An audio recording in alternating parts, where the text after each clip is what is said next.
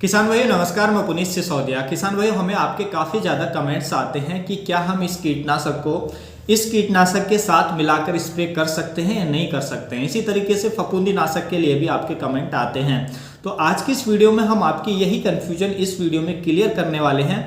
उसके साथ साथ हम ये भी जानेंगे, जब भी आप कीटनाशक या फफूंदी नाशक का चुनाव करने जा रहे हैं, खरीदने जा रहे हैं, तो कौन कौन सी बातों का ध्यान रखें, कौन कौन सी बातों को ध्यान में रखते हुए जो आप कीटनाशक फफूंदी नाशक है उसका चुनाव करें, जिससे आपकी फसल पर उसके बहुत ही अच्छे रिजल्ट आपको देखने को मिले और आपका जो खर्चा है एक्सपेंसिव वो भी कम हो। उसके साथ साथ हम ये भी जानेंगे, क्या हम कीटनाशक का प्रिवेंटिव में यूज कर सकते हैं या नहीं करना चाहिए। नहीं करना चाहिए तो क्यों नहीं करना चाहिए, कर सकते हैं तो कौन कौन से कीटनाशक का कर सकते हैं। उसके साथ साथ फफूंदी नाशक का भी हम प्रिवेंटिव में यूज करें या ना करें, करें तो कौन से करें, को नहीं करना है तो कौन सा नहीं करना है।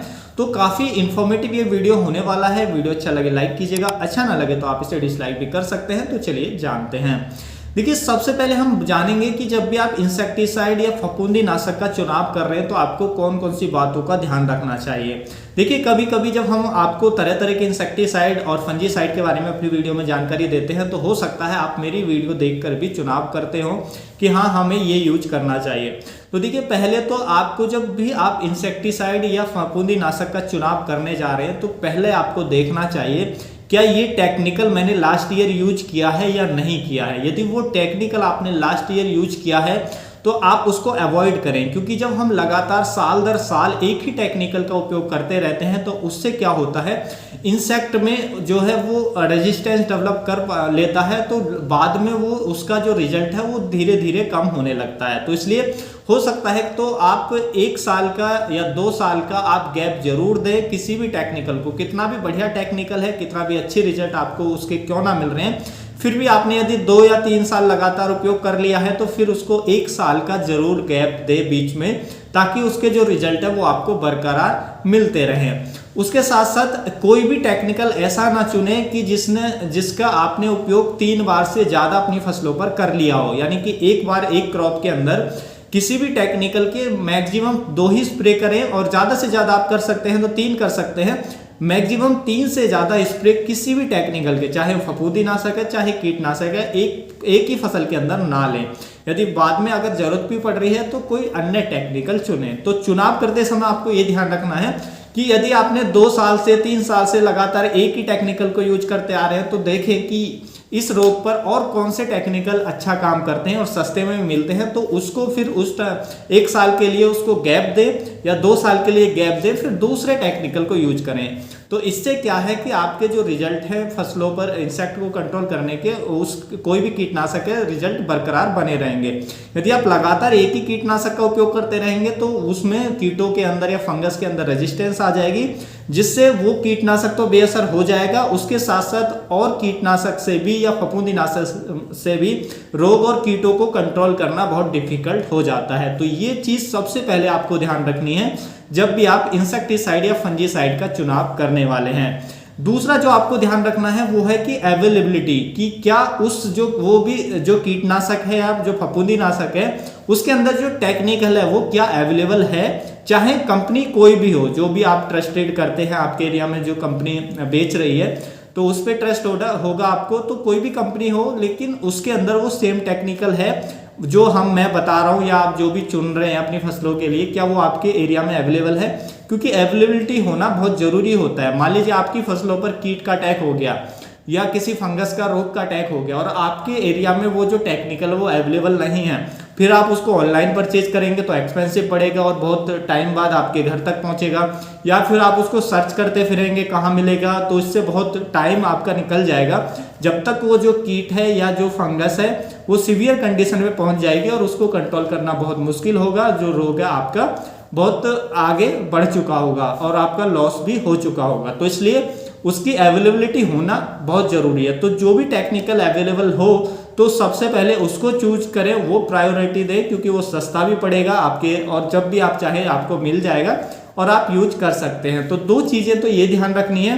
तीसरी जो चीज है वो आपको ये ध्यान रखनी है कि जब भी आप परचेज करने वाले हैं, चुनाव करने वाले हैं, तो वेदर देखें कि आप किस वेदर के लिए, किस मौसम के लिए कीटनाशक या फफूंदी नाशक चुनने वाले हैं। मान लीजिए आप बरसात के सीजन के लिए चुन रहे हैं कि आपके बरसात का मौसम चल रहा है और आपने कोई कीटनाशक स्प्रे करना है, कीट का अटैक है या फंगस का अटैक है, तो ऐसे कीटनाशक या फफूंदीनाशक चुने जो हाईली सिस्टेमिक हो, क्योंकि ऐसी कंडीशन में जब बरसात का मौसम होता है तो बारिश होने के चांस रहते हैं, कभी भी रेन हो सकती है, लेकिन जो हाईली सिस्टेमिक होते हैं उनको आधा घंटा 1 घंटा यदि मिल जाता है तो वो प्लांट के अंदर चला जाता है, वो जो टेक्निकल होता है, फिर वो अपना रिजल्ट अपने आप दिखाता है। तो बारिश भी हो जाए उसके बाद तो उतनी ज़्यादा कमी हमें उसके परिणाम में देखने को नहीं मिलती है। तो इसलिए जो हाईली सिस्टेमिक हो या सिस्टेमिक हो ऐसे कीटनाशक और फफूंदीनाशक चुने। तो वेदर के ऊपर भी डिपेंड करता है, या मान लीजिए हाई टेम्परेचर है तो बहुत सारे कीटनाशक फफूंदीनाशक ऐसे होते हैं कि वो हाई टेम्परेचर में उतना अच्छा काम नहीं करते हैं। तो जब हाई टेम्परेचर है तो आप देखें क्या ये हाई टेम्परेचर में अच्छा रिजल्ट दिखाएगा टेक्निकल या नहीं दिखाएगा, तो ये भी आपको देखना जरूरी है, वेदर का भी आप ध्यान रखें। उसके साथ साथ जब भी आप परचेज करने जा रहे हैं तो एक्सपायरी डेट जरूर चेक कर लें कि उसकी जो एक्सपायरी डेट है वो एक्सपायर तो नहीं हो गया है जो आप प्रोडक्ट लेने वाले हैं, क्योंकि वो भी काफ़ी इंपॉर्टेंट है। जब वो एक्सपायर हो जाता है तो भी उसके रिजल्ट हमें नहीं देखने को मिलते हैं या बहुत कम रिजल्ट उसके देखने को मिलते हैं। तो इन बातों का ध्यान रखें जब भी आप चुनाव करने वाले हैं किसी भी टेक्निकल का, चाहे वो इंसेक्टिसाइड हो चाहे वो फफूंदीनाशक हो। अब बात करते हैं क्या हम कीटनाशक को कीटनाशक के साथ और फफूंदीनाशक को फफूंदीनाशक के साथ मिक्स कर सकते हैं, नहीं कर सकते हैं। देखिए आपने मार्केट में जो कंपनियों के अलग अलग ब्रांड देखे होंगे जिसमें 2 टेक्निकल एक साथ मिक्स हुए आते हैं जो हमारे अलग अलग कीटों पर कंट्रोल करने में प्रभावशाली होते हैं। जैसे मान लीजिए आपकी फसलों पर सकिंग पेस्ट रस चूसने वाले कीट भी हैं और चबाने वाले कीट भी हैं, तो उसके लिए 2 अलग अलग जो टेक्निकल हैं उनको जो कंपनी है वो मिक्स करके आपको बेचती हैं, जिससे दोनों तरह के कीट कंट्रोल हो जाते हैं। तो आपका सवाल होता है क्या वो दोनों सेम टेक्निकल अलग अलग हमारे पास हैं, तो क्या हम उनको मिक्स करके भी स्प्रे कर सकते हैं, नहीं कर सकते हैं। देखिए सबसे पहले आपको कंपनियों का प्रोसेस समझना होगा कि वो किस तरीके से जो टेक्निकल है उनको मिक्स करती हैं और फिर हमें मार्केट में वो लाती हैं, बेचती हैं। देखिए कोई भी कंपनी है जब 2 टेक्निकल को एक साथ मिक्स करती है तो उस पर वो बहुत गहरी रिसर्च करती है, बहुत लंबी रिसर्च करती है। उसके बाद वो देखती है क्या ये इसके रिजल्ट आ रहे हैं या नहीं आ रहे हैं। तो पहले तो उसकी कंपेटिबिलिटी चेक करती है क्या वो टेक्निकल एक साथ कंपेटिबल हैं या नहीं है, और नहीं भी होते हैं तो वो देखिए उनके पास टेक्नोलॉजी होती है, वो पार्टिकल्स को क्या करते हैं, कोटेड कर देते हैं दोनों के पार्टिकल्स को, और जब उनको मिक्स कर देते हैं जिससे वो आपस में रिएक्ट नहीं कर पाते हैं। उसके साथ साथ देखिए वो रेशो भी चेक करते हैं, क्योंकि कोई भी 2 टेक्निकल हैं उनका जो रेशो भी यदि चेंज हो जाए तो भी उनके जो रिजल्ट हैं उनमें कमी देखने को मिल सकती है या वो बेअसर हो जाते हैं, उनके रिजल्ट अच्छे नहीं आते हैं। तो इसलिए वो टेक्निकल जो है वो मिक्स करने वाले हैं तो वो रिसर्च में ये देखती हैं कि कितने परसेंटेज ये टेक्निकल मिलाने पर और कितने परसेंटेज दूसरे टेक्निकल मिलाने पर दोनों साथ में, तो इनके जो रिजल्ट हैं वो अच्छे आते हैं। तो उसमें उनके जो हैं सालों बीत जाते हैं, बहुत बड़े बड़े साइंटिस्ट उनके लगे होते हैं और बहुत पैसा खर्च होता है जब उन्हें कोई एक रेशो पता चलता है 2 टेक्निकल का कि हाँ ये जो दोनों टेक्निकल हैं इनको इस रेशो में यदि हम मिलाते हैं तो ये अच्छे रिजल्ट दिखाते हैं। फिर उसके बाद देखिए एक हमारी जो सरकार है, गवर्नमेंट है, उसका एक एक्ट है जिसको हम कहते हैं द इंसेक्टिसाइड एक्ट 1968। उस एक्ट के तहत जो भी कंपनियों के रिसर्च पेपर होते हैं, जो भी उन्होंने रिसर्च किया है, तो उसको वो जो हमारी गवर्नमेंट है जो भी उस प्रोसेस को चेक करते हैं तो उस कानून के तहत उसके पास वो ले जाते हैं। फिर उसको वहाँ से जब उनको अप्रूवल मिलता है वो अप्रूव हो जाते हैं, क्योंकि गवर्नमेंट के जो भी अधिकारी हैं जो भी उस एक्ट के तहत वो चेक करते हैं क्या वाकई में उन्होंने पेपर रिसर्च किया है, जो उनकी जानकारी है वो सही है नहीं सही है, उसके साथ साथ उसके जो ह्यूमंस पे या किसी भी जानवरों पे कितने साइड इफेक्ट हैं, कितने सेफ हैं, तो वो सब चीज़ें चेक करने के बाद जब वो गवर्नमेंट अप्रूव्ड करती है तब वो कंपनी उस टेक्निकल को मार्केट में लेकर आती है। तो ये प्रोसेस होता है। अब मान लीजिए आप घर पर उस टेक्निकल को मिक्स कर रहे हैं, 2 इंसेक्टिसाइड को एक साथ मिक्स कर रहे हैं, तो आप उसका जो रेशो है क्या आप उसको बरकरार रख पाएंगे? जिस रेशो में कंपनियां मिक्स करती हैं क्या आप वो सेम रेशो रख पाएंगे? नहीं रख सकते हैं। तो वो थोड़ा घना भी ऊपर नीचे हुआ तो आपका रिजल्ट नहीं आएगा, वो बेअसर हो जाएगा और उसके साइड इफेक्ट भी आपको कुछ ना कुछ देखने को मिल सकते हैं। तो इसलिए कभी भी इंसेक्टिसाइड को इंसेक्टिसाइड के साथ और फफूंदीनाशक को फफूंदीनाशक के साथ मिक्स ना करें। हाँ, आप जो इंसेक्टिसाइड और फफूंदीनाशक दोनों को एक साथ मिक्स कर सकते हैं, कोई दिक्कत नहीं है, लेकिन उसका आपको पता होना चाहिए कि ये दोनों टेक्निकल आपस में कंपेटिबल हैं या नहीं है।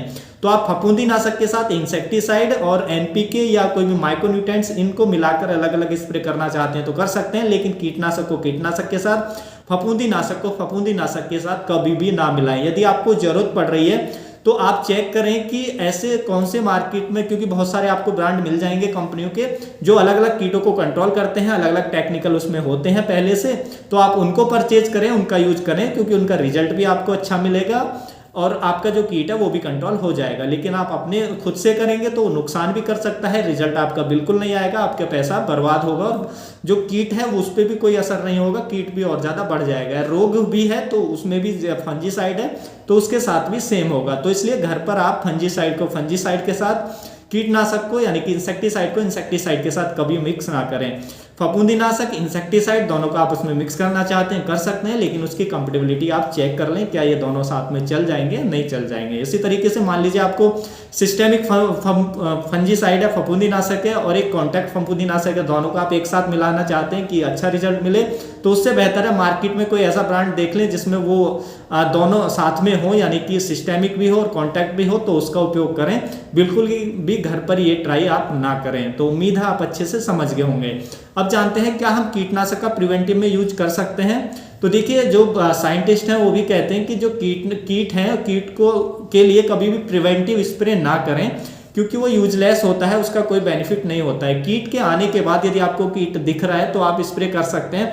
कुछ कीट जो होते हैं, इंसेक्ट होते हैं, जो कि उनको हम आसानी से नहीं देख पाते हैं, जैसे कि माइट्स को, थ्रिप्स को हम आसानी से नहीं देख पाते हैं, तो उसके कुछ सिम्टम्स हमें नजर आते हैं। तो इसलिए आपको जो आपकी फसल है उसमें 2 से 3 दिन में एक बार जरूर विजिट करना चाहिए, तो आपको पता चलेगा एक कीट है, तो आप तुरंत स्प्रे लें। उसका प्रिवेंटिव में कोई भी कीटनाशक का आप स्प्रे ना करें। हाँ, फफूंदीनाशक का आप चाहें तो प्रिवेंटिव में स्प्रे ले सकते हैं, लेकिन मेरे ख्याल से जहाँ तक मेरा ओपिनियन है कि यदि आप फफूंदीनाशक का प्रिवेंटिव में स्प्रे ले रहे हैं तो ऑर्गेनिक जो फफूंदीनाशक है वो लें, क्योंकि जो केमिकल का आप प्रिवेंटिव में यूज कर रहे हैं तो वो बेकार है। मान लीजिए प्रिवेंटिव में क्यों यूज करते हैं कि हमें रोग हो ना, मान लीजिए हम भी कोई चीज खा रहे हैं कि हमें कोई रोग ना हो, तो उसके लिए हम कोई दवाई खा रहे हैं, केमिकल खा रहे हैं, तो फिर रोग हो ही जाएगा, क्योंकि हम केमिकल अंदर डाल रहे हैं और वो कोई ना कोई साइड इफेक्ट करता है। इसी तरीके से आप प्रिवेंटिव में जो बार बार जब केमिकल का स्प्रे करेंगे तो कुछ ना कुछ साइड इफेक्ट होते हैं, जो हमारी लाभदायक फंगस है उसको खत्म करता है सॉइल के अंदर, जिससे रोग नहीं भी या बाद में आने के चांस होते हैं, क्योंकि हमारी सॉइल की कंडीशन बिगड़ती चली जाती है, फिर रोग जल्दी आते हैं। इसलिए यदि आप प्रिवेंटिव में यूज कर रहे हैं, यानी कि प्रिवेंटिव मेथड आप अपना रहे हैं कि आपकी फसलों में रोग ना आए, तो उसके लिए ऑर्गेनिक जो भी फफूंदीनाशक है उनका यूज आप कर सकते हैं। ट्राइकोडर्मा है, स्यूडोमोनास है, और भी बहुत सारे हैं, तो उनका यूज करें। केमिकल का उपयोग आप बिल्कुल ना करें प्रिवेंटिव में। हर डिजीज आ रहा है, आपको दिख रहा है, तो तुरंत आप स्प्रे कर सकते हैं उसको कंट्रोल करने के लिए। तो इस तरीके से आप समझ गए होंगे कि हमें क्यों उपयोग नहीं करना चाहिए कीटनाशक का, और फफूंदीनाशक का करना चाहिए तो किसका करना चाहिए। तो वीडियो अच्छा लगा लाइक कीजिएगा, अच्छा ना लगा तो आप इसे डिसलाइक भी कर सकते हैं। मिलूंगा मैं आपको एक और नई वीडियो में नई जानकारी के साथ। आप अपना बहुत बहुत ख्याल रखिएगा। धन्यवाद।